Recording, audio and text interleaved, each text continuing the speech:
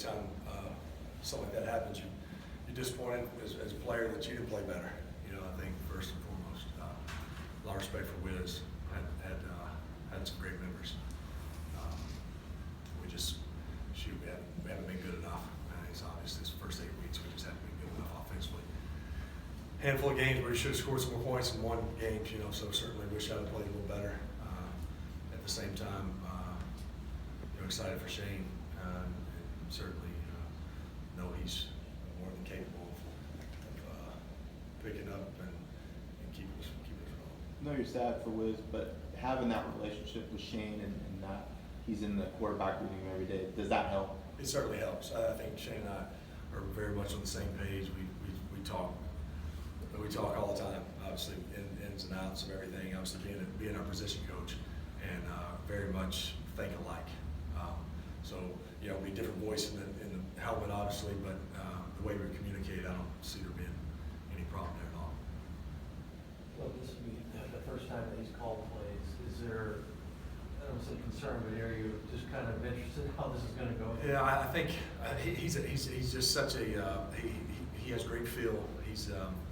I feel like he's in it without actually doing it. He's been calling them and practicing calling them for many years. So I think he's certainly prepared for this. And I mean, there's going to be a first time for everybody doing it, but I have full confidence that he'll do a heck of a job.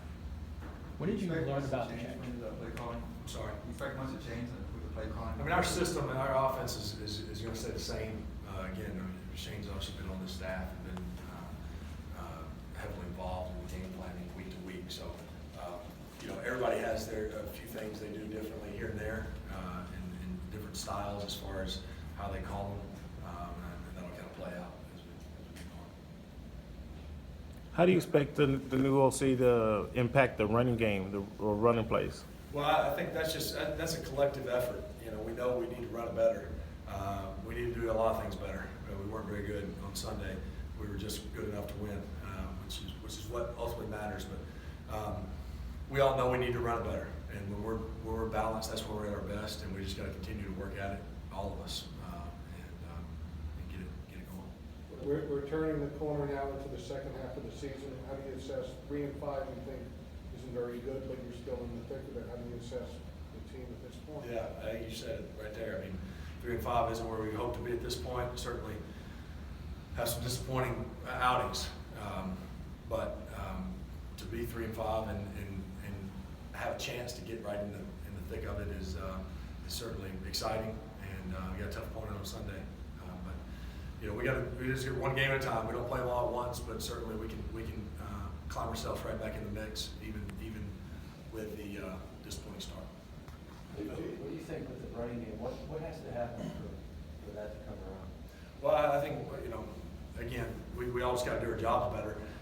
But I think it's a combination of getting more first downs and getting some leads in games. I mean, it's all these things. I mean, you look around the league, teams that run it, usually it's not 25 4-yard carries. It's 2 carries that went for 60, and then the other 23 that go for 45, and then they rush for 120, and they go heck of a rushing day. So I think it's just, it's not normal just to say we're going to get 4 yards a clip and be, in that way. You're gonna have to pop off a few big runs, which is what we did early in the year, even in those games where we ran it better. So we just got to stay with it, keep believing, stay with it. Again, get first downs. To me, every time you get a first down, you get another run usually, and score points. And the teams that we've ran at the best, we've found ourselves up 20-10 at some point in the game. And then that's when things happen.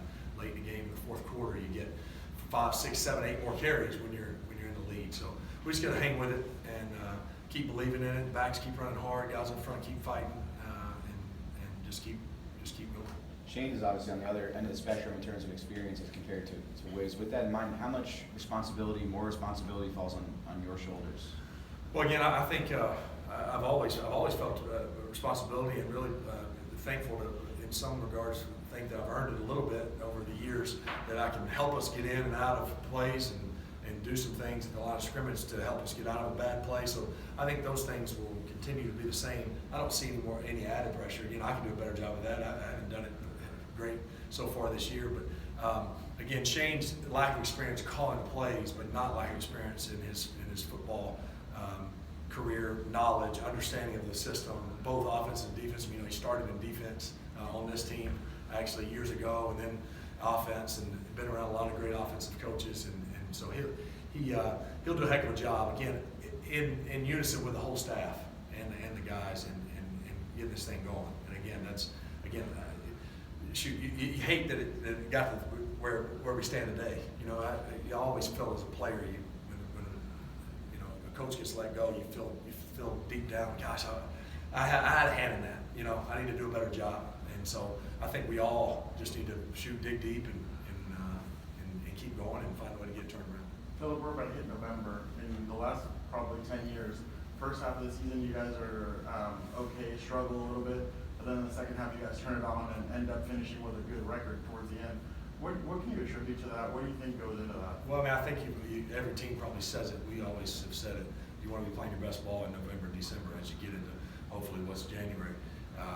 But we've emphasized it. I don't know anymore that you can emphasize it all off season this year about let's not wait. Let's have a heck of a September and October, and then have a great November and December. But we obviously didn't get that done. So I think I think we have a lot of strong-willed guys, tough, mentally tough guys that just keep going. Whether we're 3-5, 4-8, or 0-4 that 2 years ago, we just keep going. That's the only way we know. And I think I think it starts with Coach Lynn and his approach and the way he was in our team meeting today. Is you leave fired up. I think you acknowledge where we've fallen short, and then you go, shoot, let's go.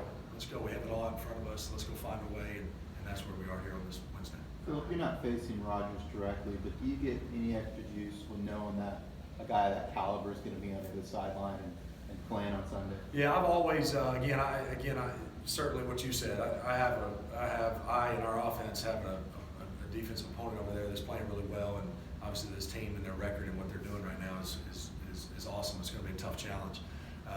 What we have in front of us defensively, but I've always thought it was special and meant a little something when the other quarterback over there is the caliber of player that Aaron is. Over the years, the Peytons and Tom Brady, Drew, and all these guys, and then it's awesome. I think you even more so know, hey, you better not have one first down with 3 minutes left in the second quarter like we had last week. It'll be ugly. So I think that you don't press or do anything like that, but you got to be aware of what's over there, and certainly respected his game and been in all of it at times. Some of the throws and things he's done over his career. So it'll be you'll see those guys once every 4 years. It'll be good to go get some chance. Having a new young voice for Aaron Rodgers kind of help him out a little bit this year.